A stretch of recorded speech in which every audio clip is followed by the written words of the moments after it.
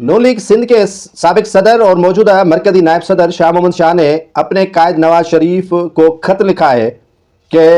CCI का इजलास बुलाए, 6 कैनाल पर सिंध को तहफ़्फ़ुज़ात हैं और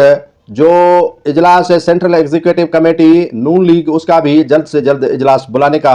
मुतालबा किया है। और 6 कैनालों पर शाह मोहम्मद शाह ने शिकवा किया है। मटियारी से ताल्लुक़ रखने वाले शाह मोहम्मद शाह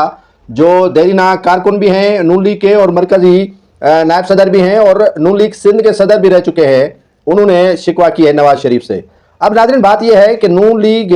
के जो मौजूदा कायद है जिसे डिमी कायद कहा जाता है, डिमी कायद कहने का मकसद ये है कि क्या नवाज शरीफ की सिंध पर नज़र है,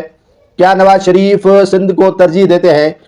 क्या नवाज शरीफ अपनी जमात में तरजीहात शामिल की हुई हैं और उन तरजीहात में सिंध शामिल है। ये तो कतई नज़र बात सब बच्चा बच्चा जानता है कि नून लीग के कायदीन की नज़र में सिंध यानी पीपल्स पार्टी, पंजाब यानी नून लीग, तो उसमें शाह मोहम्मद शाह के खत की क्या हैसियत और अहमियत रह जाती है। हाँ, अगर मौजूदा नून लीग सिंध के सदर बशीर मेमन खत लिखते हैं शहबाज शरीफ को जो लीड कर रहे हैं नून लीग को, अगर वो खत लिखते हैं मरियम नवाज शरीफ को जो लीड कर रही है नून लीग को, तो शायद इसके असरात मुरतब हो सकते थे।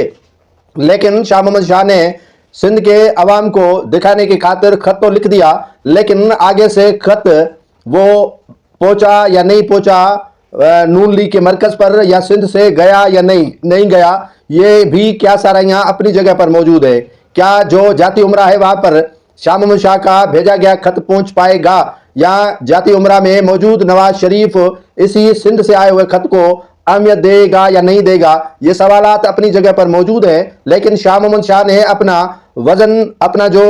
कहते हैं कि उनके ऊपर जो सिंध का वजन था वो कम करने के लिए और उतारने के लिए वजन, उन्होंने एक खत लिख दिया और सिंध से वाह आ गई कि इक़्तिदार पर बड़ा जमान नून लीग ने सिंध से कैनालों पर बगावत शुरू कर दी है और कैनालों पर एहतजाज शुरू किया है। अब असरात उसके कब आएंगे या नहीं आएंगे, ये अलग एक सवाल या निशान है।